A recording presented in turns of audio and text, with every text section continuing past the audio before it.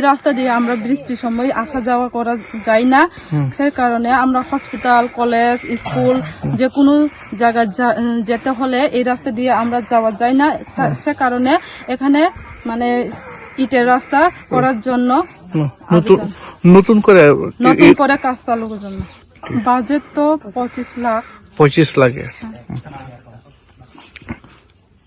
কাজটা কে করাইতেছেন, কোন ইঞ্জিনিয়ার? আমাদের গ্রামবাসী, আমরা এখানে লোকালরা এভাবে কাজটা করাইতেছেন না? ব্লক কোথায় আপনারা? হেজামারা পঞ্চায়েত শরৎ চৌধুরী। এই এলাকার নাম মালিয়ামুড়া পাড়া। আমরা এমএলএর কাছে আবেদন যে রাস্তাটা শুরু করে দেওয়ার জন্য।